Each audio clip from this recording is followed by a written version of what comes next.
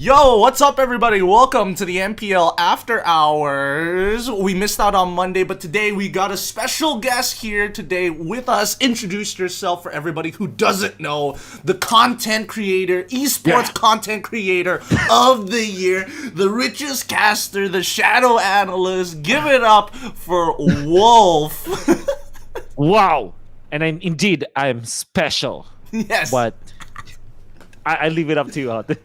Where you would attribute that specialness, right? And we're all special. Do you agree? I think most of the simpin people are pretty special, right? I think we are. I think we're like hella. I think we're definitely. I don't know. You guys let us know in chat where we fall in the spectrum, right? Out of 1 to 10, 1 to 10, please. Not, only in binary, non-verbal. I'm a sensitive boy. I feel like my feelings will be hurt if I actually know the real side of the spectrum I'm actually on. But yes, it's great to have you, Wolf. Welcome to the MPL After Hours. Hey, thank you. It's finally. I know you got some stuff happening later on, so we're gonna have a good time here. Really warm you up for your upcoming events. Yeah, we're gonna be doing the special podcast, and then later on, we're gonna do something serious. So yeah, today will be a ride for me, and I'm happy that you will be here with me riding that train. Hey, no worries. I like it. I like the unhinged side. I like the unhinged side of Wolf. Mainly because, like, we see you on the desk all the time. You're a professional. You're an analyst. You're a shadow analyst, as some may even call it. But behind the scenes, people don't know, man. People don't know how much of a serious troll you are. Yeah, there's this trend. Every time that there's a new caster, they always ask. Like this happened, like I think during Nisu's batch, Nisu was there. I think OSX was there. So this is like around 2021, the first caster search, and people were asking like, okay, so who do you think is the most serious caster or whatsoever? Who are you most intimidated? And I usually come up on that list, or they think that I'm very serious, that I'm very well mannered, that I'm only in it for the job, Then quickly they find out, that you're the special.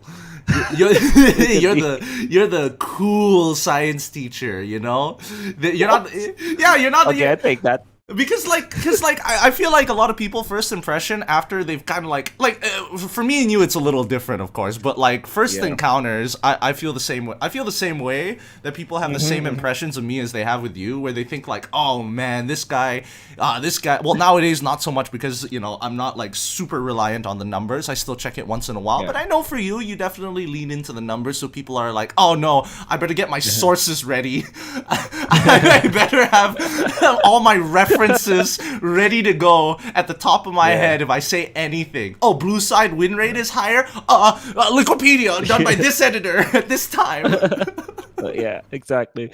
That's why I think I always tell people like the time where we get to be very, I don't know, unhinged, I guess that's the term I'm looking for, is when we're together. Specifically for me and you, and then Rafael, and then Mirko also, when he came in, we also felt that way, where when we're just together, it's like an auto battler where we have our synergy. We automatically just it automatically just it becomes a passive for us, where we're just crazy. Like alone we are quite serious, and on broadcast we're just doing all this the good stuff, the serious stuff. But when we're put together in a room, the synergy just kicks in, and it's automatically just IQ below sea level. The deep dark in Subnautica. Yes. Dude, I feel like, oh man, the auto battler reference is so accurate. We're just so weird. We're so weird, right? And I feel like a lot of it just comes down to like our line of work. It feels like at this point, it feels like if I don't have this with other casters, like if somebody tells me they're a caster and we go into a green room and we're not talking shit, we're not talking like mad garbage at below sea level IQ, it's like, man, have you done this long enough? yeah, I get you. What is this, your first time? Hanging in there, rookie. I can only imagine. Wait, actually, speaking of Nasu, you were on the Built Div podcast the other day. Oh, yeah. How was that? Was that at Naisu's current place, new place? It's his new place, I think, right? Yeah, that was what we call the perfect condo or the perfect flat. What? I guess there's a meme going around where Nasu's living the perfect life. You know, Oh my that's god. but yeah, but it was Nasu's place was well maintained, minimalist, flat, and everything that you need as an adult. And done neatly, as neat as Naisu. If you look at Naisu, it's very neat, right? Imagine his condo that's pretty much a reflection of him, man. It's great. It's great. He sleeps on a tatami mat. He's got a 1-bedroom apartment. he's on the same floor as the gym, so he doesn't take an elevator. He's optimized everything. He optimized everything. Yeah. Knowing Naisu, he is a tidy person, but I also feel like he is like the embodiment. He is the embodiment of what every otaku wants to be. He's lived in Japan. He's lived in Japan for a good reason. He's got family in Japan. He understands Japanese to a degree. I don't know about now. Like I'm pretty sure it's not as good as it used to be. He's literally built diff. He has a little bit of white in him. He's got the perfect concoction of an otaku, and the way that he presents himself, it's just like nah, it's not even remotely close. Yeah, definitely. I think if you've seen Shogun, have you seen that series? Yeah, I have. Yeah, so it's basically Anjin. It's pretty much Anjin, bro. Oh my Nice is god tier. Yeah, that's very true. I'm just looking at some of the comments, and Mirko's here. He's saying that Nice is the building resume. Yeah, that's really what I felt. There's the flat, and then there's the building inside of it. Yeah, exactly. Management has problems. When he goes to the gym, he's like, "I'm going for renovation, baby." Yeah, he's the kind of guy who thinks through. That's what I felt about that. Yeah, Naisu's too nice, man. Have I told you my first encounter with Naisu? How I introduced it was like during MSC, right? It was MSC. Okay. First it was him, Scrubby. It was him and Scrubby and Eterna, right? And then Naisu, of course, first to come into the green room. I was there early, so I met up with Naisu, and we were like doing our thing, doing our makeup, and as soon as that was done, as soon as the pre-preparation was done, and this was before like the briefing of the entire show of MSC in Malaysia that time, I walked up to him, sat next to his couch where he was sitting on. He was sitting. I think it's a little inconsiderate. I'm not gonna lie. He was sitting on one of the singles. I'm pretty sure because he didn't want to take space on like the couches. Because he was 2 single seats. Building. Yeah. He's huge. He's a big guy, right? So I understand why he didn't sit on the couch. But I think it was a little bit of a dick move that he was sitting on the 2 singular chairs. And I'm like, fuck. Well, I gotta look cool, right? So I come up to him. I sit on the armrest, and I'm talking to him, right? And the first things I say is like, all right, give me the rundown. Who are you? What are you all about? Are you play-by-play or color? Why are you so white? Straight up. Oh my God. Straight up. I just asked him these questions because I was like, who are you? I've heard a little bit about you. I don't know much about you, and I know this is gonna be your first international MLBB tournament. And I'm like, so I gotta know the rundown. And he tells me it top to bottom, right? I think to a certain degree, this is one of those like litmus tests for people, or what I do as a litmus test to kind of see what kind of a person you are, whether you like back down from the questions or whether you're like, you be upfront and answer it, and how you kind of take it as a person. Naisu took it real well. He took it like a champ, and then he just bam, answered all 3 of those questions. I was like, God damn, dude. So impressed with him. Yeah, he's a great guy. Very, he's also a gentle giant too. So yeah, if you ever come to know him, so he takes care of you, make sure that you're okay, and I take a lot of advice from him. He's he's the shogun basically. He is the shogun. Hey, man, as mentioned in the Built Div podcast, I didn't think it would be okay if I brought it up myself, but I'm glad that you talked about it on his podcast. That you didn't monetize your YouTube channel for so long, bro. You didn't. I was giving you shit about this as well. Man. So many people were giving you shit about this when we found out. Man. Because you were getting thousands of views, bro, and you were not monetizing any of those.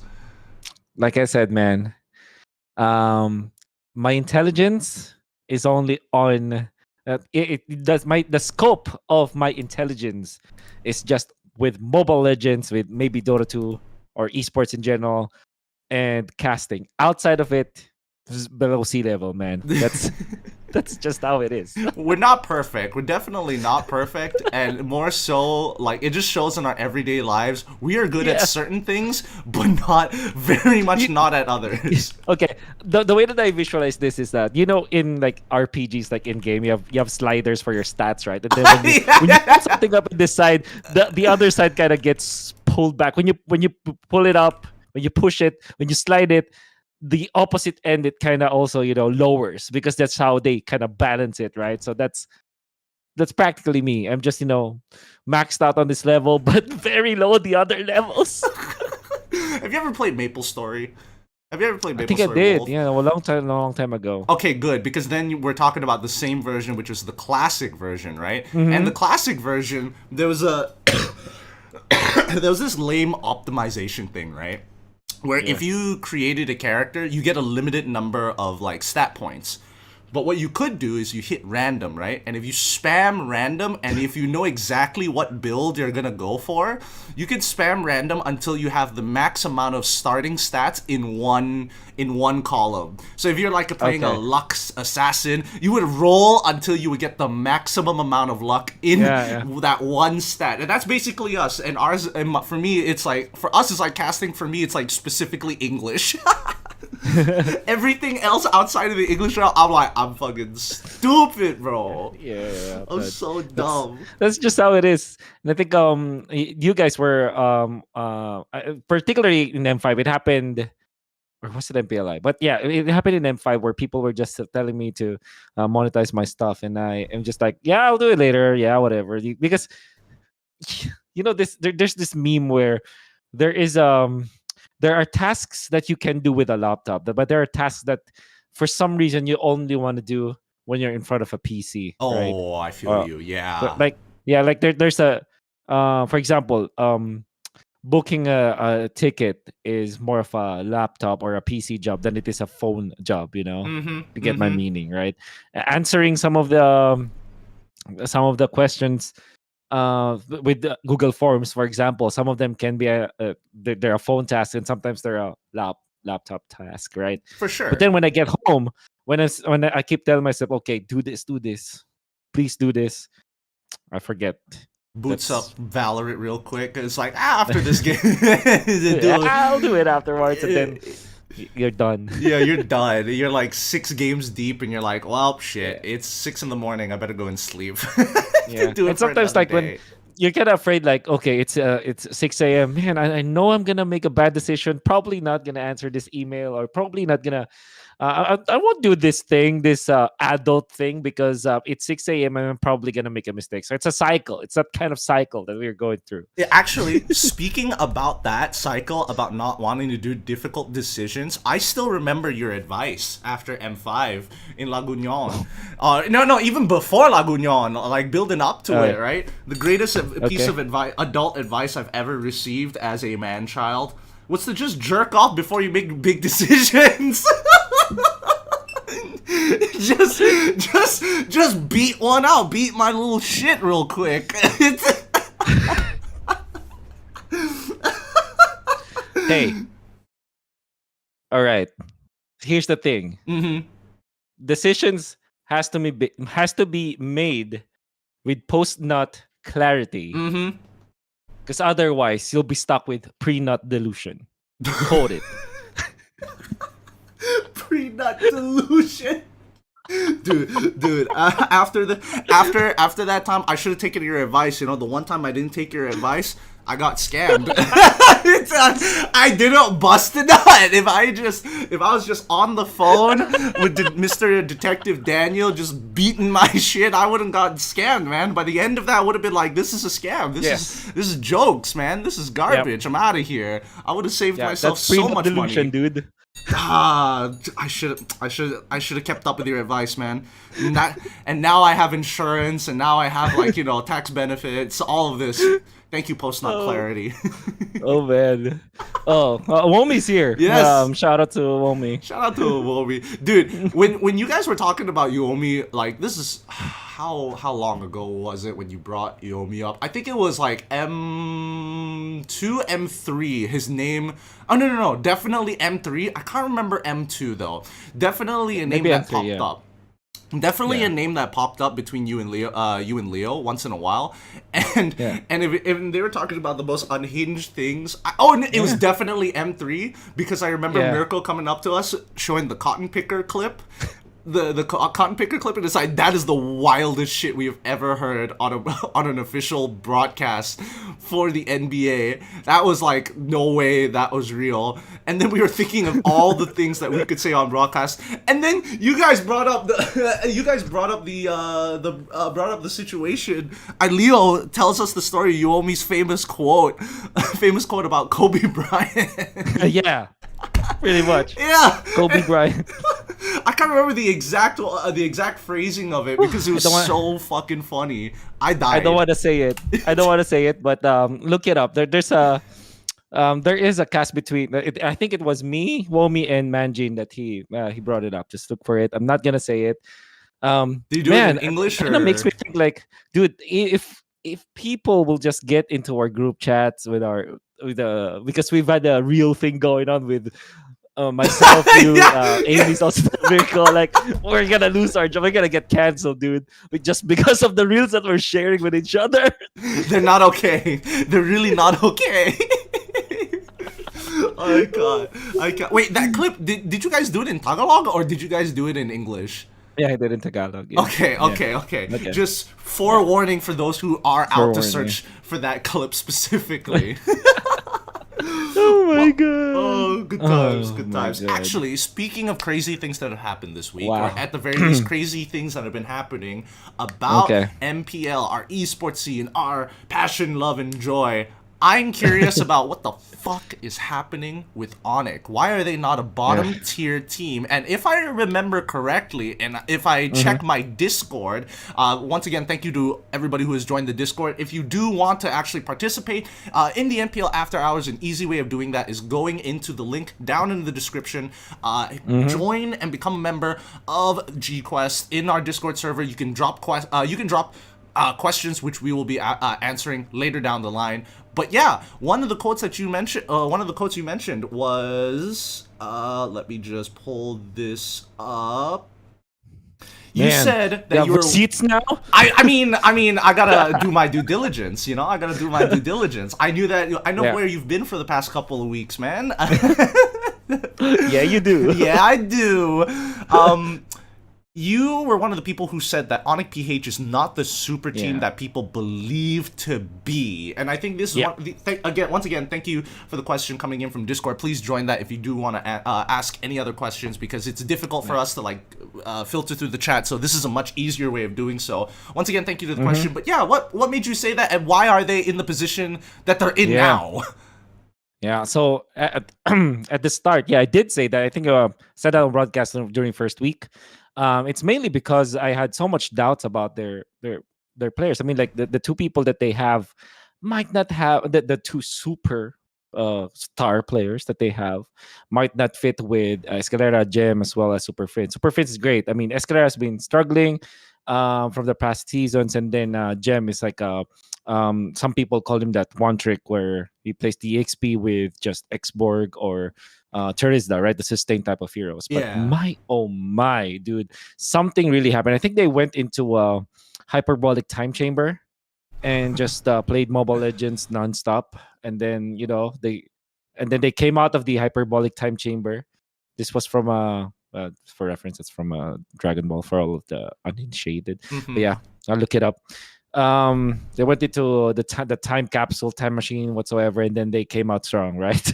That's practically my explanation for it. And then I had a chance to interview both Escalera as well as Kelra. So here's the reason why now they are the super team and why they kept on rampaging. They're so far 14-0. So what they said was they are very crazy about the game. So Escalera and Etomax, they're crazy about the game. Uh-huh. They don't stop talking about it. They talk about it when they're eating. They talk about it when they're going out.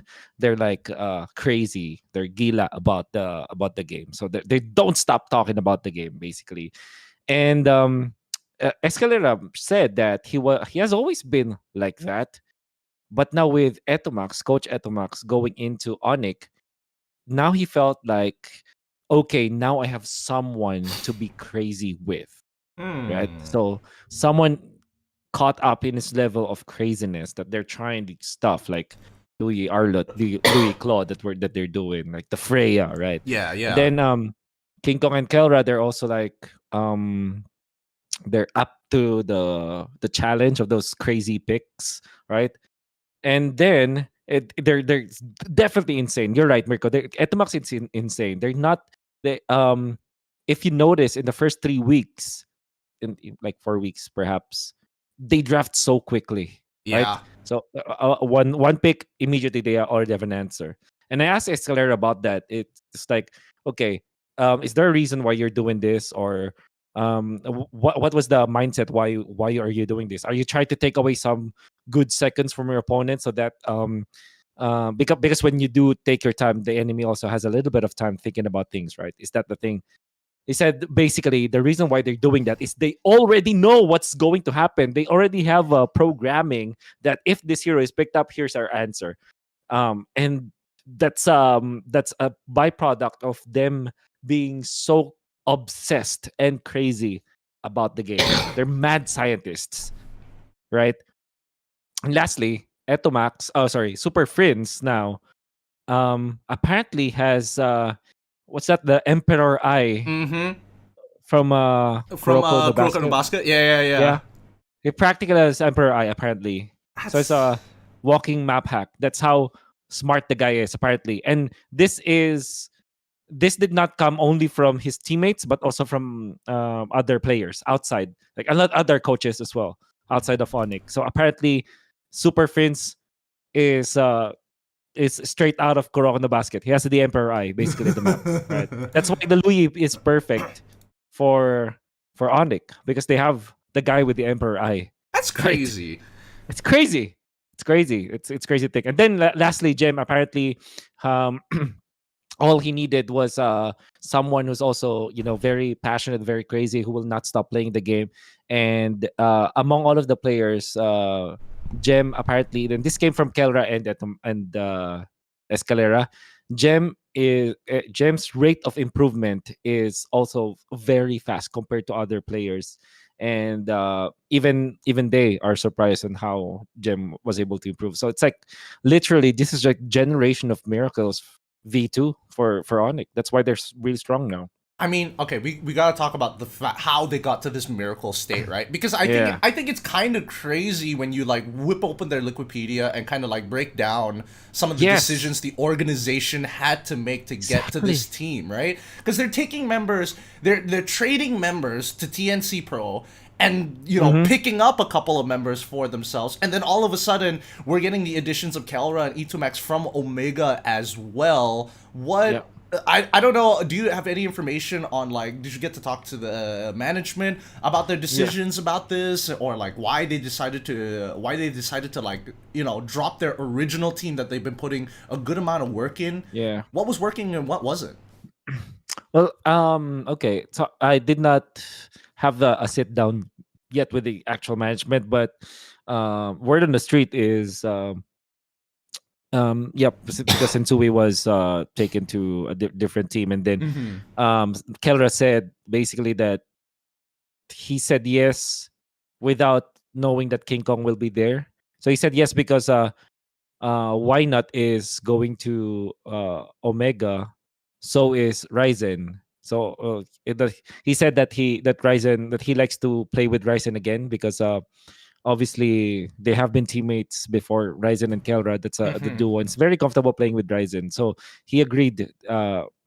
He agreed to go to Onic because of that. And then apparently Kelra, he already it was how to say this. It was they already decided that S12 will be their last dance, right? It's their last attempt because he really loves playing with Chakno. Obviously, they're his friends, and he would have stayed in Omega had it not been for one specific disagreement. And it's not like it's a banter. It's just like their approach or Omega's approach to a specific topic, it doesn't align with what Kelra wants. So it's just pretty simple. That's why he went his way there. And here's the thing that here's one thing that you have to take note about all these pro teams. We don't know who's a actual free agent, or we don't know who's like on sale, or like who's like technically on the market, or I don't know the proper term, but basically a free agent. Basically, yeah. So all of us viewers, we don't know who is available, but the teams will know who will be available for them to take. So Onic found out about Kelra. Kelra had almost went to an international organization, but Onic decided to invest because they are tired of being um, they're tired of being in the basement, basically, because Onic esports is very successful. How come Onic PH is not, right? So that's pretty much the word on the street, and that's what I gathered from Kelra. And then if I'm not mistaken, it was Why Not who went there first. Was the first to go to Onic, and then the rest was history. Yeah. Okay. Because I think it's quite an out there sort of change to make. Yeah. Like I don't know, when it comes down to Onic, and especially if we're comparing them to their counterparts in Indonesia, clearly one is doing a lot better than the other, right? Yes. And naturally you're gonna be thinking, okay, since it's a sister organization, that's like your dedicated scrim partner. Like you're for sure gonna get better. Like similar to how we're seeing like Aura and as well as Echo kind of like succeeding alongside each other. When Echo is doing well, Aura seems to be doing well on that week itself. It's kind of a bit of a like, I don't know. Maybe I'm overthinking this and like connecting the dots that aren't there. But like that's what it seems to be. That's valid. That's valid, man. Because my time in Onic, that's what we do. Like we always collaborate with Coach Mars back then. So, and when you're talking about screen partners, yeah, you do. Yeah, you even like spend what there's even like sometimes you spend like maybe 2 series or 2 scrims if you cannot find any other scrim partners afterwards. And then there's always a collaboration, because that's the idea, right? I mean, like obviously you're gonna be helping each other and cross region, I guess. So yeah, I think that's definitely a valid argument where if your main franchise is working well, how come your second franchise is not? And there was a time when I was in Onic, like there were 2 Onics in the international stage, right? So there definitely is added I don't know, maybe for lack of a better term, the pressure also. So I think it was just about time for Onic Philippines to kind of exert more effort, financially speaking, because I think it's safe to assume that this lineup of Onic is pretty much expensive, right? Oh yeah, so, Kelra ain't cheap. Yeah, Kelra ain't cheap for sure. People are, teams are willing to pay top dollar for that guy. So yeah, it's about time for them to really spend and invest. And so far it has been working well. I think a little too well. They've taken a game off of Echo and as well as AP Bren. I'm not happy about that whatsoever, because again, they're taking out teams like Echo specifically. I support them very much. I still love that team very much, and in a surprising manner. I think the curiosity that I have about Onic overall, like Onic PH specifically, is the fact that they're beating some pretty notable names. Like, okay, you get a game off of Echo. I'm not the most saltiest about it, but the fact that they also beat AP Bren on top of it really drives the dagger in a little bit more to really show that they are like, they're not just looking for a top 4 finish. They're looking to qualify for MSC this year. Yeah, for sure. They're in it. They're in it to win it all, as they mentioned. Yeah, apart from being very crazy about the game, one thing that Coach Why Not, Coach Etomax, and the management, like Lazy. Lazy is the IGN of the actual owner of, part owner of Onic, something like that. Hmm. Don't quote me on that, but basically it's part of upper management for she's part of upper management for Onic. This support system that they've had um helps them be always aligned to the goal that they wanted. So for example, Escalera explained that after their loss against Echo, what they did was to obviously review their matches, but then also find out that the real reason was it kind of felt like they're so afraid of making mistakes, that they're afraid of um, of losing practically, and kind of he described it as they're getting all the punches and they're not punching back. That's how he felt Mm. during their match against Echo. Now after that one, what they essentially did was um to just run straight ahead, don't worry about making the mistakes, and trust that your teammates will be there for you. And that's the reason why the Escalera Arlot worked so much, because what they're doing is just like to if there's an enemy, they find an enemy, be it a tank, be it a utility jungler, be it a marksman, they just go at it, and everybody is on the same page.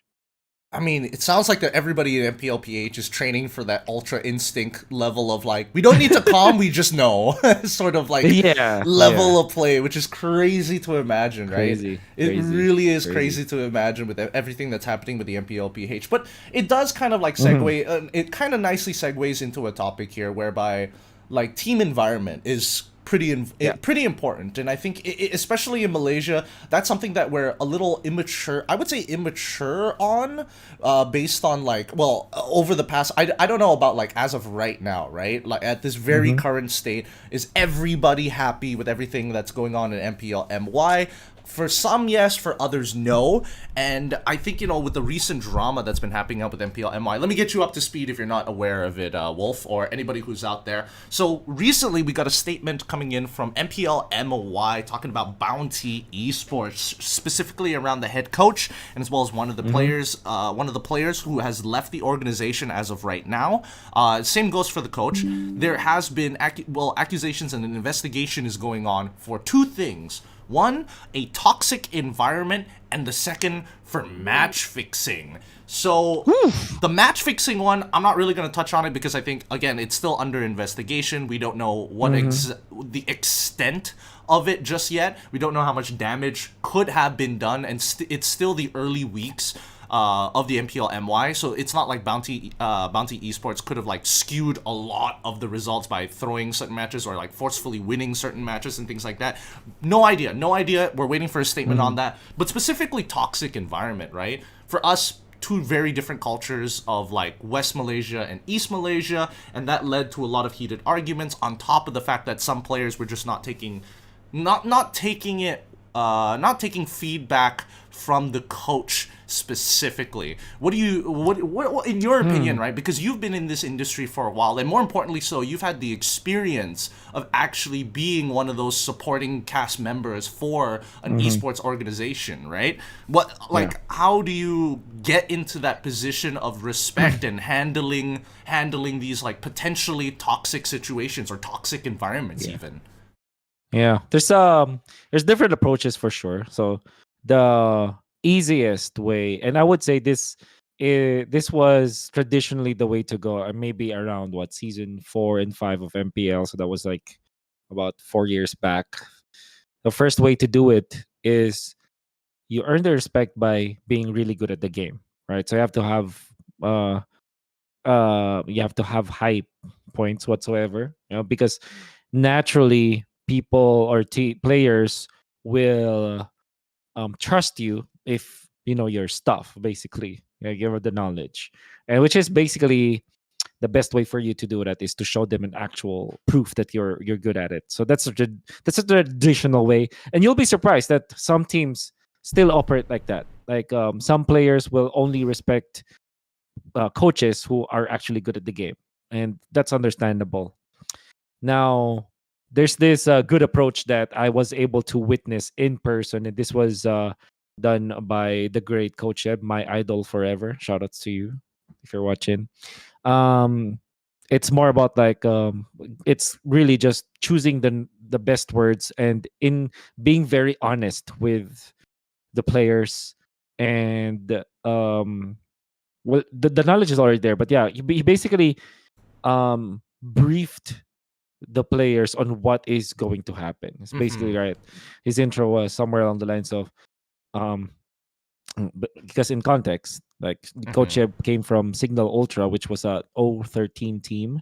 Then he goes to Onic in season 8, and Onic had like Dilar, Baloy, Kyrie, superstars in a way. Dilar, Bimo, yeah, really good players, right? This was. So he said like They competed S8. for this is season 8. Okay. I was thinking of Season like 8. MSC roster. Okay. Yeah, this was eventually the M3 roster. So he said like, okay, I know that you don't trust me because I came from a 013 team, but this is what I can bring to the table, and this is what we're gonna do, right? So there's charisma also that is part of it, but also honesty and integrity in a way that you have a plan that's really laid out for them. And if you stick with the plan together with your in-game knowledge and your knowledge as a your interpersonal knowledge and strength as well, or your interpersonal intelligence, I mean, if you combo that up all together and you have a set of plan, people will now trust you because they I mean, typically kids will trust someone with a system, with a structure, right? So that's generally how you do it. Like you really have to basically you really have to plan things through, right? And as a coach, and that's generally what you need to do. And I don't know what happened with the story that you mentioned because I'm not really aware of it.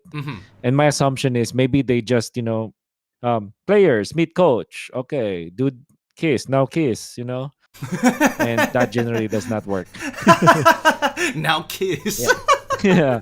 No, I think you're bringing up a couple of good points. I think in my point of view, if I was if we're using Coach Ducky as like the baseline, right? I mean, first relate Coach to Eb, Coach Eb. sorry, Coach Eb, yeah. But Yeah. I'm gonna use Coach Ducky for this mainly because Okay. it would have been funny to imagine that at least Coach Ducky joining Onic at this joining Onic, especially with the similar hairstyles that both Delar and Coach Ducky had at that time, the emo cut, the emo side one side part. Good times. I think they would have kicked it off. I think they would have hit it off, and I think coming from Coach Yeb's perspective. Coming from like a team that has lost significantly and being able to garner having a system and being that father figure to a certain extent, at a certain point, if these kids aren't like taking me seriously, just work out and beat their ass in a 1v1, just like throw down or something, because I feel like to earn respect is very subjective, right? And I think that yes. Yeah, being good at the game is one thing, but I definitely think that having a system that is respectable, saying that I'm gonna wake up at 8 o'clock every single day, you will never see me miss it, and he's true to his words, shows a level of like consistency and discipline that, like, especially from a player's perspective, like 8 o'clock, that's so goddamn early. I'm streaming till like 4 in the morning. Yeah, I do agree with that because players there will be players who kind of test your knowledge, like they're gonna ask like weird questions that they already know the answer, and if you answered it wrong or incorrectly, they're never gonna trust you because you kind of lost their trust basically. Yeah, they litmus test you. Okay. Yeah, exactly. But I felt like the real respect from players comes when you're a man of your word. Right. So if you can implement what you're teaching, that is when they begin to trust you. Like if they see that, okay, my coach is disciplined, I'm gonna follow him.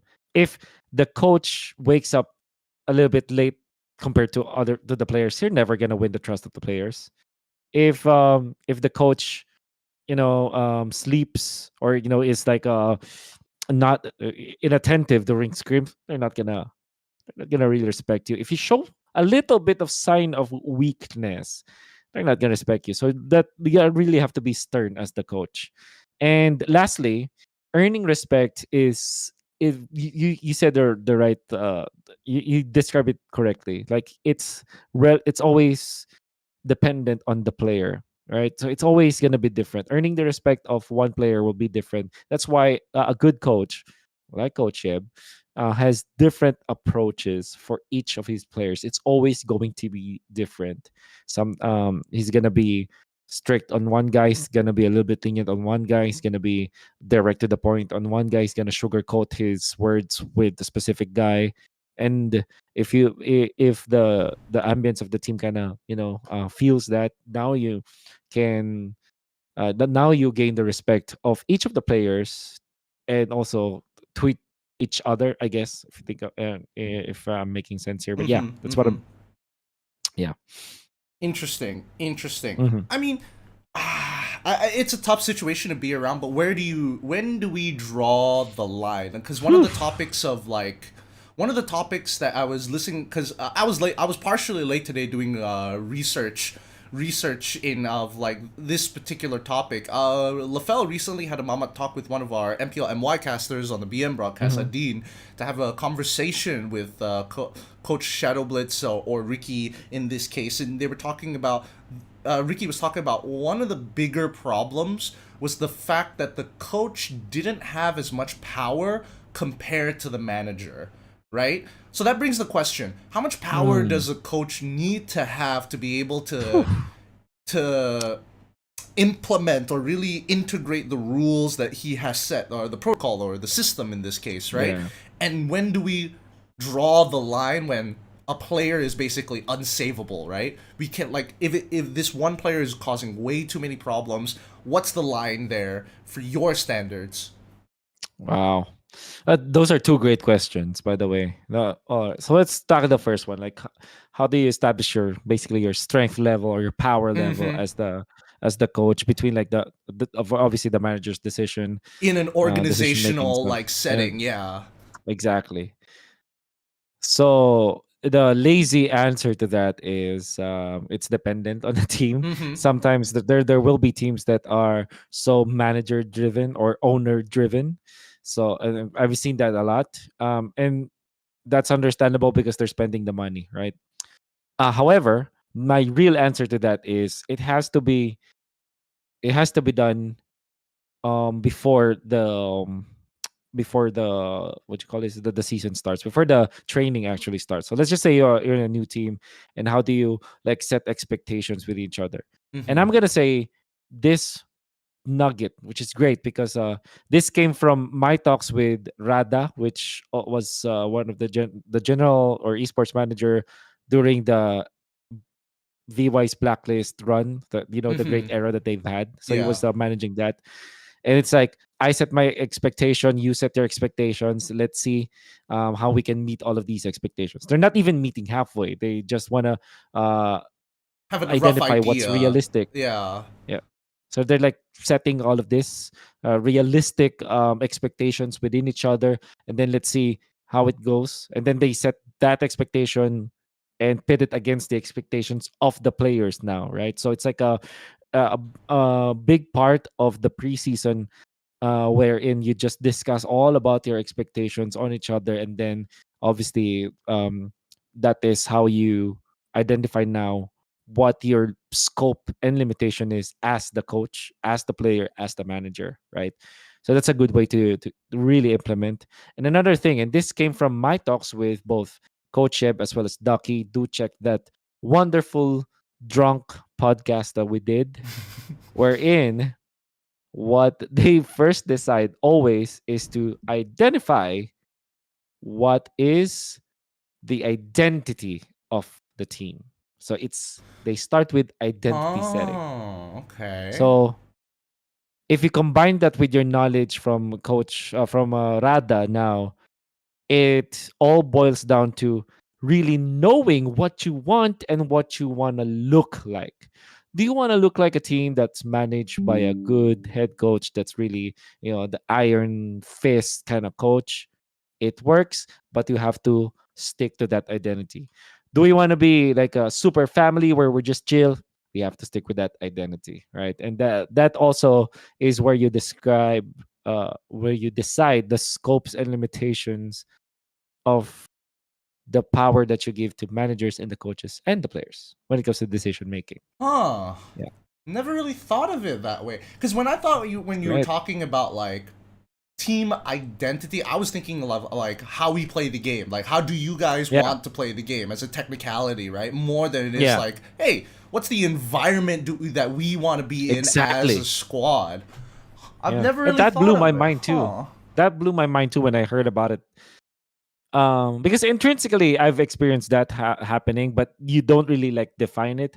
Coach Ducky is more of a guy that kind of wants to actually sit on it and define it. Let's all decide what our identity will be, because like they say, no identity means we're not going places. If we don't know what we wanted to do, what we wanted to achieve, what we want to project to the people, what we wanted to project to each other, we're not gonna get anywhere. So yeah, it was really really good, and I think that's one thing that maybe the Malaysian teams or uh, can implement.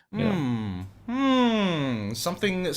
Well, definitely a clip for me to send out to the group. Interesting, good, wise words. Why? Very, very wise words, man.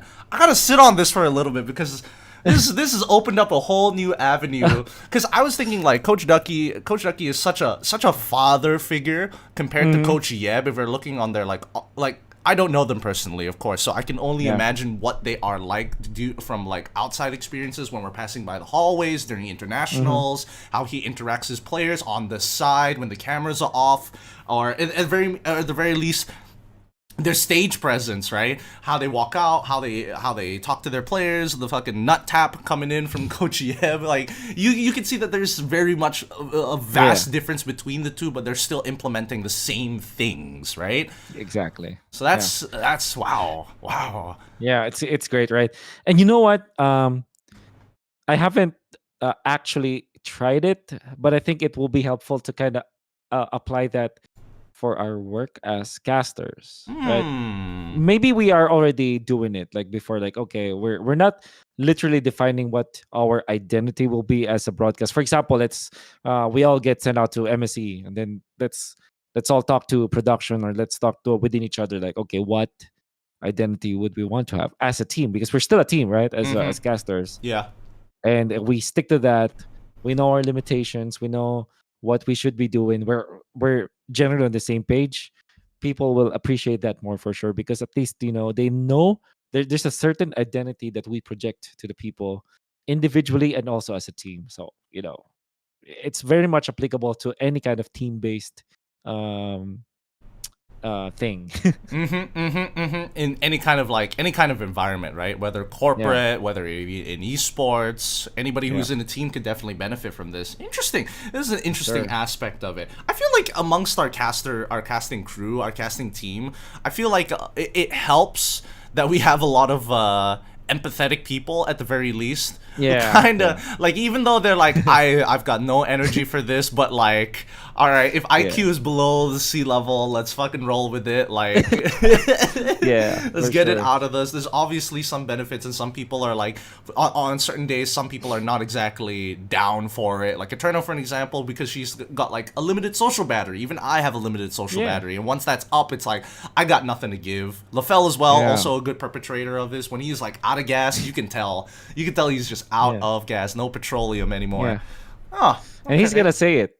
He's gonna say it. He will drop the one-liners when even when he's out of gas.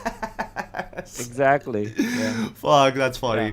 Fuck, that's funny. Now, speaking of which, you've already brought it up, but like you've had this conversation with Coach Ducky and as well as Coach Yeb on the 8G podcast, which so happens to be the sponsor of the today's episode, the HG podcast, the 8 gigabytes worth of information that you guys are going to need for your everyday MLBB action, whether it be esports personalities, whether you just need something to turn on so that your parents don't hear you going at it, losing your virginity for the very first time, right, Wolf? That's right. Um, Up until this point, scientists have only figured out the 4G and the 5G speed. But here on 8G podcast, we've discovered 8G, which is twice as fast as 4G. And we're not even talking about the quality of it, because the HG not only is fast, but the quality of it is so good that it is also partially why you won the award for winning the PH esports content creator. Is that right? You got a trophy and everything. There was a big celebration. You were up on stage. Yeah. It wasn't me. It was 8G. Just to be clear. Yeah. I'm wearing a This is a marquee jersey. So just to clarify. Oh, it's a marquee one specifically. Yeah. Okay, all right. But marquee is 8G powered. He's 8G powered. So guys, go please check out the 8G podcast. He has subtitles for even some of the Tagalog episodes as well, in case you are not 100% sure what's going on. And I mean, we gotta obviously. I mean, Leo, of course, it's called the 8G because of the 8 gigabytes worth of information. It's so fast and so powerful, right? So once again, shout out to the 8G podcast for indirectly supporting us here at the MPL After Hour. Yes. And I believe that okay, because I love you so much. I think that we have to also take note of the other sponsor that we have yes. for this particular episode. Of course. This is UFC esports. From the ring to the game. Ring to the game. From the ring to the game. Guys, the UFC esports is now coming up to be the competitor, right? One esports has had it for way too long, and now the UFC has decided to join the esports space once and for all to truly show you what the Ultimate Fighter Championship is going to look like. So expect more from them. Expect Dana White to come out at one point shaking Kelra's hand, hopefully one day. That would be a sight to behold. Oh, wait. We're talking about that? I thought we were talking about the Filipino brand for ketchup where we all grew with. What? People in the Philippines are good at Mobile Legends because they've had UFC ketchup since they were young. Look it up. And I think Leo on the chat right now knows about this. Banana ketchup, bro. That is what we're on. Uh-huh. If you're ever wondering why Filipinos are good at Mobile Legends, it's because of banana ketchup. We put it in everything. We put it on rice, on fried chicken. We put it in corned beef. We put it on steak. Even on live broadcasts, right? You guys are talking about the banana split all the time. It's really just the UFC ketchup the entire time. Exactly. Yeah, it's hella sweet and also a little bit spicy. And yeah, that is also the reason why Nasu is as tall as he is. Yeah, man. It's just one of that. It was strange because I was talking to Nasu. I was like, I need a workout regimen, but I don't know what to eat, right? And he's like, fuck the calories. All you need is some protein powder, some UFC ketchup, and you're good to go. You'll be just as big as me. Just do it. Take it for 6 months. You'll be bigger than Leo. Take it for 3 years, and then you'll be bigger than me. Yeah. So once again, UFC ketchup, banana ketchup, dudes. Is there banana ketchup in Malaysia? No, there is not. This is the first time I'm hearing. That's just fucking whack. Why would you have banana ketchup of all things? I wish I have one because I usually have it all the time. But it's true, dude. Like we put it on everything. Like for me, and like I had like I think Naisu was surprised that people because chefs in that did not grow in the Philippines that see us put banana ketchup on almost everything, they go nuts. They just go nuts because why are we doing this? But I'm telling you, all right, the next time that you go here, dude, banana ketchup is gonna be waiting for you. I don't know. It might just piss me off, man. It might just... Okay, wait. Give me a comparison, right? What's banana ketchup similar tasting to? How is it different from like Thai chili sauce, for an example, the garlic chili sauce, which I think is like top tier condiment. Man, okay, it's a little bit sweet, but not tomato ketchup sweet, right? Not tomato ketchup sweet? Yeah, it's not. It doesn't fall that. So Yeah, it it doesn't have doesn't like taste like that. banana at all. So what? So does it have like that acidic, like sort of like aftertaste to it? Not even. It's almost like barbecue. It's almost like Oh. barbecue and baby back ribs. Yes, sweet and yeah, pretty much. It's good, dude. It's good. I'm gonna tell you. And there's a little bit of spice to it too. Of course, of Yeah. course. Gotta keep it interesting for the Filipino market, am I right? Yes. Yes. For sure. For sure. Once again, thank you to all of our sponsors. Thank you to all of our sponsors, which are totally not made up in there. 100%, 100% sponsoring us. Don't question it. Don't send them emails or don't let them in on it. But if anybody else wants to sponsor, please contact me. Please, I would love to monetize this. Please, if you're okay with these types of ad reads. But to segue from our sponsors. Hey, once again, hey, thank you so much for the subscription, my guy. Thank you so much. I did not turn off my alerts. That's a little bit sad. I don't know if you guys can hear it. I don't think you guys can hear the alerts, but yeah, I can. Well, speaking of which, right?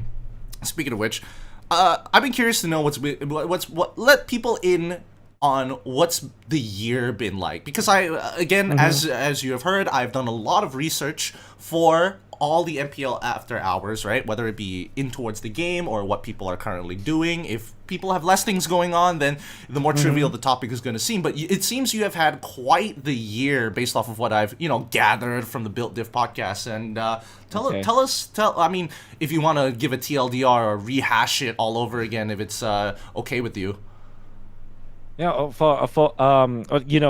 Wait, you're talking about the Built Diff podcast, right? Yes. Like a summary of what I talked about. I think we had a nice catching up with Nasu and what we're going through over the past weeks. It's all about like healing and about failures and risks. So that's basically what we talked about. And there's also, if you want quick story about how I got into esports. That's also a very nice a podcast to hear, because there was that part where that meme, the crossroad meme, where you're gonna decide, like, do I go corporate or do I go esports or something like that. So that literally happened to me, and as a very responsible kid in the Philippines, I chose my passion, which is esports, right? And here we are. Living the dream, baby. Living the dream. Yeah. 4 hours of sleep every day maximum, not be even the chance to play a game. That's esports. Oh, that's pretty true. much. Dude, that's true.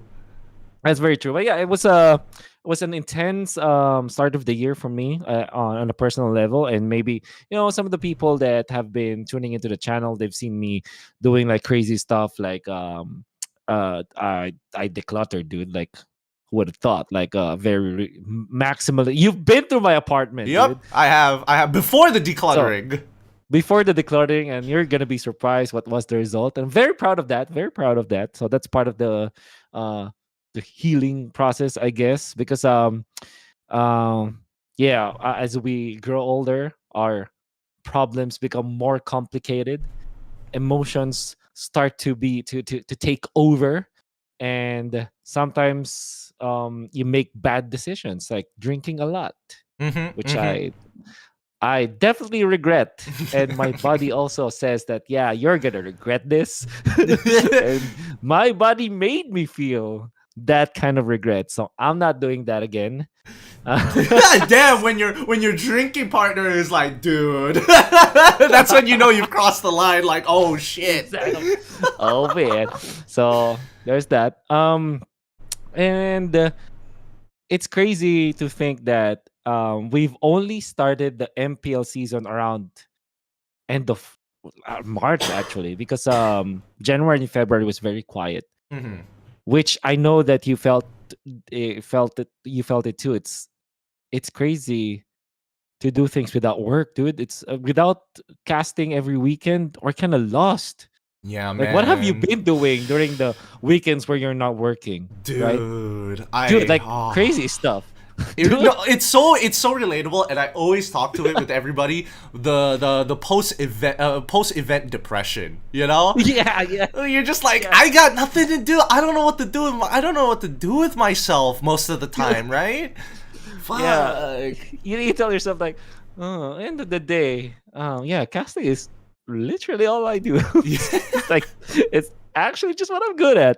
That's why hobbies came in, actually, dude. And I'm very happy that I'm able to revisit some of the hobbies, like yeah, playing the guitar. Mm-hmm. Yeah, Mm-hmm. yep, doing that, exploring latte. Um, finally watching the backlogs of series that I needed to watch and catch up with. And interestingly, for some reason, I just don't want to play video games. I mean, I'm still studying the game. I'm still watching a lot of VODs, but it's just that the act of actually playing kind of is like, I'll just watch a Kyrie stream instead of playing the game. Something like that. You've come to that point. Oh Yeah. boy. Oh boy. For me, what I do these days, I still find enjoyment in gaming. It's just not as much, and there's only very like few particular things that really spark joy. To help Yeah. you make the reference from the decluttering video on your channel, Marie Kondo, Yes, who is sir. able. If it doesn't bring you joy, why do it, right? Husky's also Yeah. been doing it with Valorant specifically. He doesn't find like joy in Valorant, so he doesn't play it, and he would much rather just like lose his mind getting griefed, getting griefed in Mobile Legends. And like obviously this is a job for us, but even for me, I gotta find the things that like spark joy, and that's like playing Roger Yeah. in the gold lane nowadays, because that's like the new hot thing. That's a new hot thing. I got a video about it coming out real soon, Yeah. real soon, and I'll let you guys in on Okay. my Discord know when that's going to be popping up. But yeah, no, I think that like finding hobbies is kind of like a great way to kind of like declutter, de-stress For yourself. sure. But at a certain point, does it not get to you? I feel like most of my time, if I'm not doing anything, I find to always, I wouldn't say fall back to, but the natural rhythm of things makes me start thinking about content all over again. Like Yeah. I know for a fact that like my future in casting is limited. It is only as long as my voice is able to kind of hold out, right? So Hmm. you gotta be doing something on the side, like maybe a side Yeah. hustle or something that's able to keep you sane in your current Yeah. job to continue to push forward with everything that we have, right? And for you, Yeah. it's music and things like that. But like, what is your plan at the end of the day? What is I know we've talked about this like after like in Lagunion, like what is your penultimate plan once you are like willing to give up casting, where it's like when is that Yeah. time, what's the Yeah. conditions or the time when you can finally say, okay, I can finally let go of this. Yeah. So first off, I think the hobby helped in a way, right? For sure. Like I always think about content. I always think about casting in the end of the day. That's why I still like feed myself with videos, um, not only with Mobile Legends but also with other sports, for example, where I get the inspiration of casting. Like because just watching sports kind of helps you develop new techniques, right? Because there's commentary even, right? And Mm-hmm. then I listen to a lot of podcasts because I also want to improve my podcasting, right? Um, Now, when it comes to the hobbies, why I force myself to spend time with this is that what I found out this year is that it helps to have something that you know that you're not pressured to earn off of it.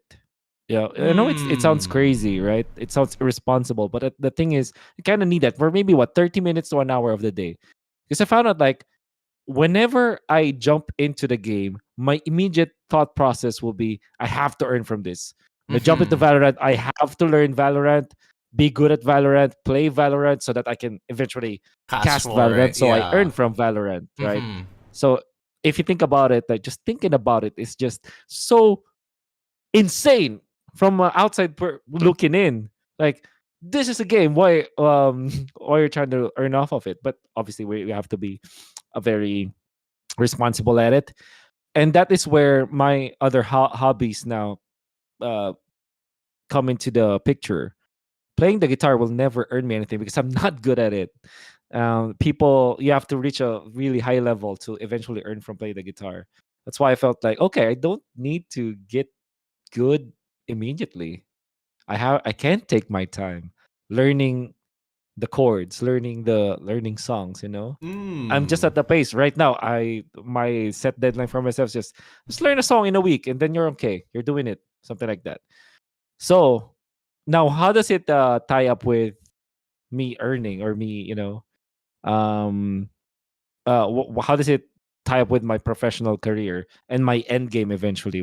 This is what you're asking, right? The end game.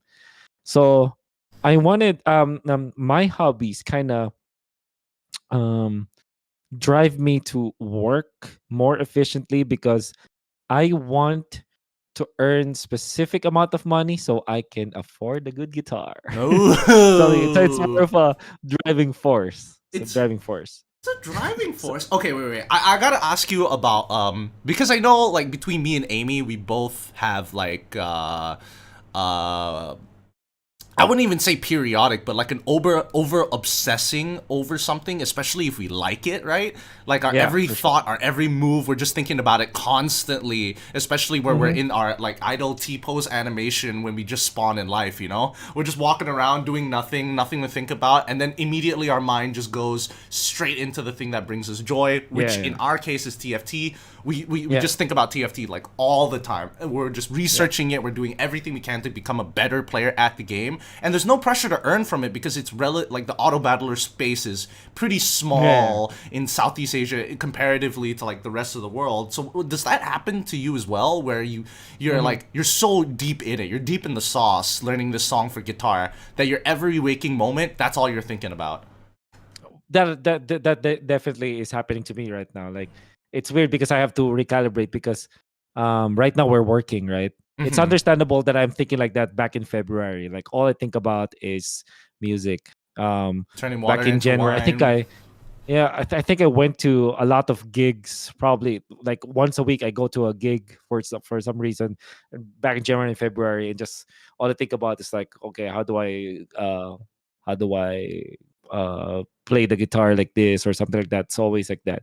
So I do agree with you. Like because I get really into very very deep into into whatever that I really like. And I would say that it happens when you have someone that you constantly play that game with to a deep level. So I think it's hard to do it alone. It's not enjoyable Mm. doing it alone. That's what I'm saying. So Hmm. that's probably the reason why you get really deep into TFT. For me, that happened to me with Valorant because I was playing with a duo back then, like nonstop, just like I just wanted to be really good at it. Now, when it comes to playing the guitar, because I don't have someone to I don't have I mean I do have a band, but what they're we're all old now, so they're doing their separate ways. We just meet once a year and just play, and that's about it. Uh, on my own, I am obsessed about like playing the guitar, but at the same time I don't feel pressured, or I don't set deadlines anymore because I don't have someone else to kind of compare myself with, if that makes sense. So maybe if there will be someone, or maybe if I'm in a band and we really want to reach a goal, that's where I become really obsessed. But right now, I'm very comfortable about like taking my time. I'm still thinking about it. I'm still very much obsessed about it, but I'm taking my time. That's what I'm saying. Because Mm. what I feel about what you said is like you want to really improve on TFT as soon as possible, right? Mm-hmm. Understandable because um yeah, I think we're both obsessed with whatever we're doing. Gideon and Amy, we're all equally obsessed with what we like. It's just that for me, I'm comfortable like slowing down. I'm comfortable with the pace that I'm at. Oh man, something in my adult life that I gotta learn, man. The Okay. discipline for me. It's just like I will get good, but I have to commit time. That is my simple ass formula, right? I'm not thinking about the That's outside factors mhm. like dealing with the failure of not hitting those goals, or dealing with the failure of not being as good as you want to be, and things like that. Because I feel like once you've reached the ripe adult age of getting closer to your 30s, or even if you are at your 30s and beyond, right, you kind of like immediately learn like the emotional aspect is a lot more manageable compared to the legitimate responsibility of, if I play this game for over an hour, go over an hour, I'm going to literally lose myself money. Because I could be using that time for other things that could be making me money. And that's the thing. Like when I was looking inward myself, I've put a lot of pressure on myself subconsciously from the past years, that I'm always like, there's always a deadline for everything, right? But now I found that there are some portions of your life that you don't need to put a deadline on. And that is obviously like playing the guitar might be something that has to be looked at competitively for other people, because that's their job, that's their career. But for me, it's like I'm treating this as gaming, and then gaming's like my work, where at least in one specific part of my life, I don't need to be competitive. I just have to enjoy it, you know? Well, I mean, at least I still find joy in video games, right? There's still like, I have a backlog of video games that I want to like just sit down, not record anything, and just play it. So many games. Man, what's your gaming ritual? Well, let's just say, because I did this maybe a month ago, where I set my chips on the side. You have beer, because I like beer. Yeah.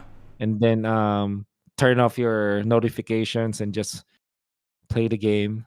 Yeah. What's your like, okay, I'm gaming today kind of ritual? Oh, dude, my gaming today kind of ritual, man. If I have like a full day to do whatever I want, and I just need to kill the day and waste my time, I would say that is a perfect day where I can just kick back, relax, enjoy some of the vices of life, and then straight up just whip open a game and sit there for hours. Because luckily I have two monitors, right? So if anything does pop up, I will notifiably see it, right? Unless I'm like too deep in it. If I'm playing competitive game, different story.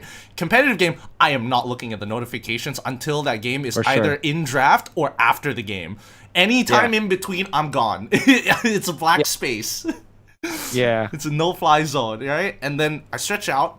What it would look like is in the morning before.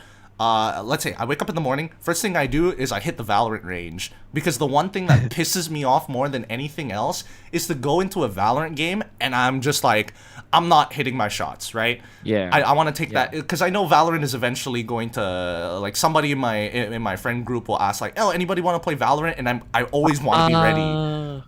I always want to be in that position, right? I actually took one day to just play Valorant entirely, the entire day, just to see at what level do I feel warm, right? You know, in the zone moment, Kuroko no Basket sort of terminology, where you're in the zone, where everything kind of fades away and you're like all in, you're very present in the game, and you're just, everything you do is right, because like 100%. Aware. Yeah, you're like 100% like fixated on this and everything that is happening in this space, right?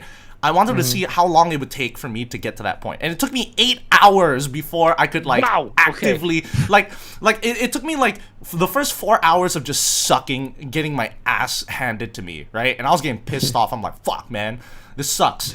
And then I remember what my goal for the day was, and I'm like, okay, I just gotta chill out, right? My hands still feel a little cold. We just hit the range another time, wait for the next session of when the Valorant is happening. Oh, another session is up? Okay, let's go into it, right? And by the 4th, 5th hour, I started to feel warm. By the 6th hour, I was like very much like getting to that point where I was in the zone.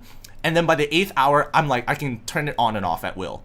If it's like, oh, it's a casual round and a non-eco, it's a eco round, I'm like, okay, not too serious. And wait, this is actually winnable. Go into the zone, fucking frag out.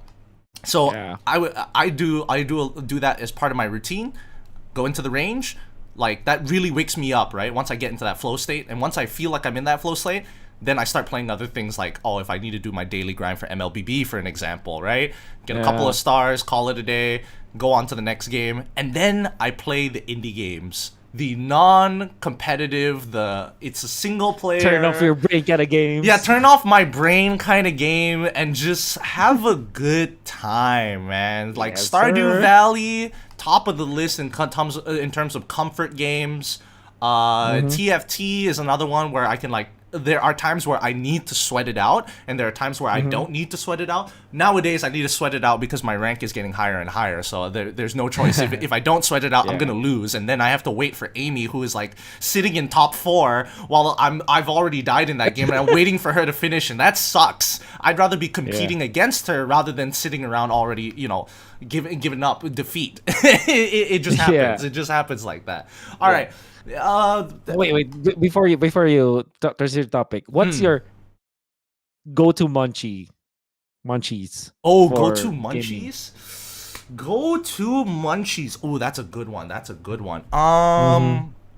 If I'm playing a competitive game, Valorant or Mobile Legends, there are no munchies available because I'm just fixated on the game. I don't go and distract myself. If it's TFT, I could have a full dinner in front of me and it would still be fine. Yeah, because I'm playing with one hand. I am just clicking things with one hand, and then it's like, I got to do a roll down. I just do the gamer thing where you lean up on your chair a little bit, use both your hands to like do the rolls quicker, just to like increase your APM and stuff like that. Yeah, that's my go-to is Thai food. Thai food. All right. You get a shrimp omelet. Oh baby, you get a baka pao with like either depending on the day, it's either a Thai milk tea or it's going to be one of their lemon drinks. They call it like what do they call it? They call it like butterfly pea. Pea. It's like a bluish in color, like very much like a lemonade, a strong lemon drink. That hits the spot every time, every single time. Yeah. Wow. For me, it's a burger and an iced coffee. That's, beautiful. A burger. Beautiful. Wait, what Beautiful kind day. of burger are we talking about here? We talking about like fast food burger or like burger in general?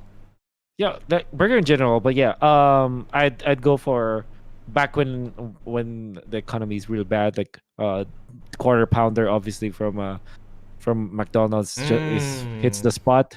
But now, Shake Shack sometimes. But because and this I can say this because of what we did back in M3. Remember when I got introduced to that stuff, there was no going back, man. Fuck. Okay. Funny enough, the next time you come M6 baby, when you come to Malaysia, and you can verify this with everybody who has been to LaFell's wedding, because when they came over, the Indos came over, we brought them to the best Smashburger joint. Okay.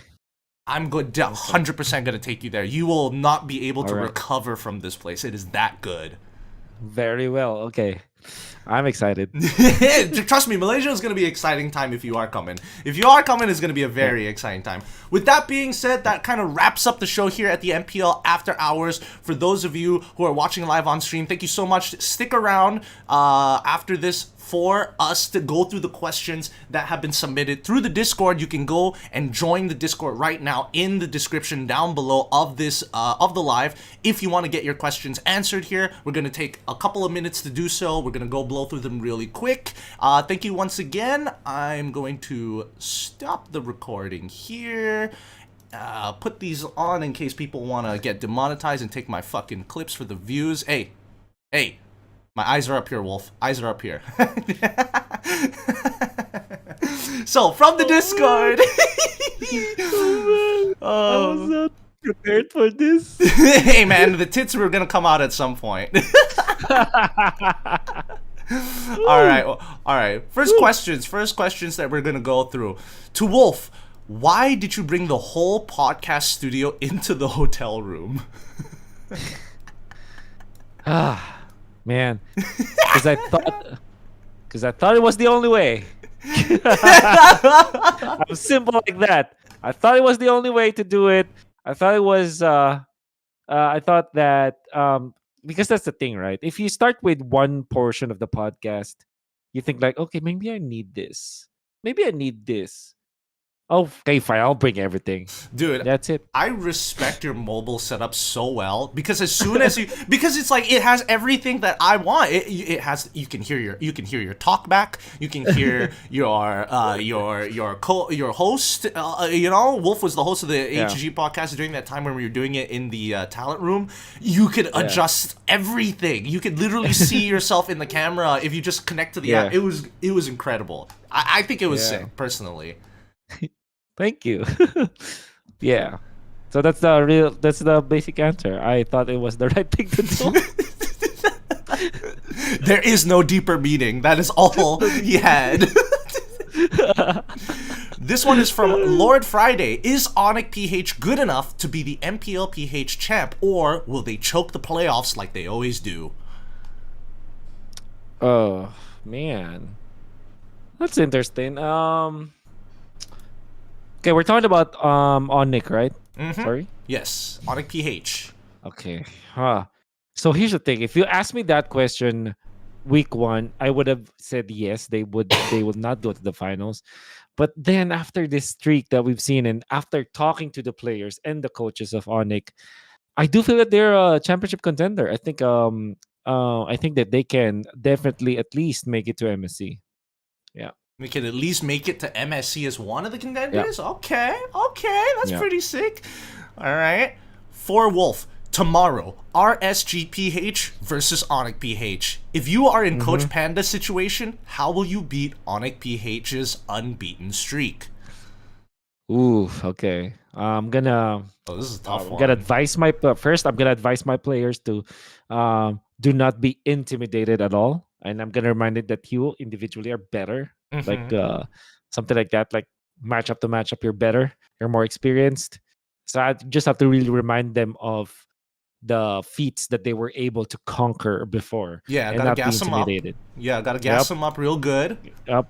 I'm definitely gonna ban Louis no matter what. Oh, right? That's one thing that I will not give to Onic at all. Might I interject? Are we banning out Lil Yi because we're not sure how to deal with it just yet, like in terms of protocol, or are they just too good? It's just not worth thinking about. Might as well get rid of it.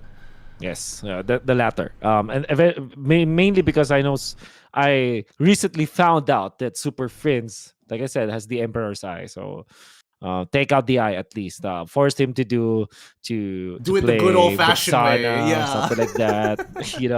So yeah, kind of nullify that guy. All right. Yeah. Okay. Well, that's basically what I'm gonna do if I'm Coach Panda. All right, gas up my players, nullify the Emperor's Eye in Super Friends. Keep that in mind, guys. Keep that in mind. Coach Panda in the chat. I'm kidding. He's not in here, but if he does, keep that in mind. Keep that in mind. Okay. Yeah. Question to Wolf: if you will open a coffee shop, what will be the name? Whew, okay, there's already an answer to that. It's going to be called the 8G Coffee.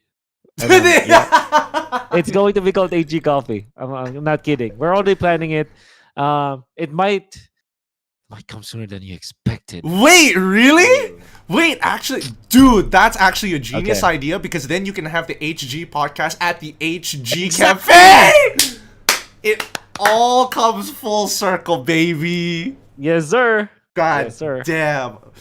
Oh, but question: is this store near you? Okay. That thing I want it to be near me. So yeah. And if it's not, I'm probably have to relocate because I kind of want to. They always say that you have to take care of a cafe. If it's very personal to you, be there. Have their presence there. Yeah. Okay. Well, due to time constraints, we're going to have to power through these next couple of questions. Sorry if we can't give you the in-depth answer that you guys want, but we're going to start this one off with this. Another question to Wolf. Wolf, this is a serious question, but unrelated basis. Richest caster Wolf is what most casters say to you. If you were to own a large company, which of each caster will represent you as the next CEO, or in short, the next richest caster? Why is it? And the reason should deliver like a promo segment of a wrestling match. Okay, that's a lot of asks here on this one. I'm not entirely sure how good I am at wrestling promos because I don't watch it anymore. Mm-hmm. Unfortunately, I'm very sorry about that. Okay, so I think I'm gonna answer the first ask though. Definitely going to be Naisu. Naisu, he's the most sane man amongst all of the casters, and I think Gideon, you will agree with this. If I were to own a company and I want to, those kind of owners where you go to the mountains and just leave your enterprise to one able guy and he just calls you and you're very like, why are you calling me? You're destroying my meditation or something like that. If I want to be that kind of person, Naisu is the most is the easiest to trust, I would say. Yeah. Easiest to trust. I respect that. That is a good answer. I mean, what do you think I brought out the titties? Is just to make sure that he is like, hey, you need like somebody to take Yeah. over the MPL after hours, turn it monetary and everything for you, and I'll be like, yes, daddy. Hey man, you, Lafel, and Mirko, definitely marketing, dude. I'm sure that it's gonna take over, dude. I'm sure you're gonna run that marketing team like a pro. I'm sure. I'm 100% sure. Thank you. We appreciate it. All right, the next question. As an analyst, basically you describe why things happen and explain stuff that go over most people's heads so that they have a better understanding. What are the most important things you have to take note when it comes to analysis? Because I notice people have their own way of explaining the game. Are there different kinds of approaches towards analysis? Something like team playstyle, hero interactions, build explanations, the story of the game, and what to expect after, etc., etc. Yeah. I think he already answered his own question. It's really dependent on each of the casters, right? It's a different approach. And I guess here's my tip for everyone who wants to be an analyst. Just talk about the things that you're really good at. If you like for me, I will never talk about wrestling, for example, because I don't know anything about wrestling. I'm not even gonna put it in as a reference, right? Mm-hmm. So that's all true with my analysis. For example, you never really saw me talk about uh mid lane versus mid lane. Well, I did talk about it, but like the laning stage wise, I Yeah. don't talk about like EXP lane versus EXP lane because I know that on a micro level they're way ahead and I cannot keep up. Mm-hmm. Right? I talk about history of the teams because that's what I know of. I don't touch upon Kirk, for example, who's now playing for RG because I don't know where he went Oh. from. Okay. Basically, right? So essentially, what you're doing, and my approach is focus on the stuff that I know. I started with stats. That's because that's what I was good at. But now I don't talk about stats as much as players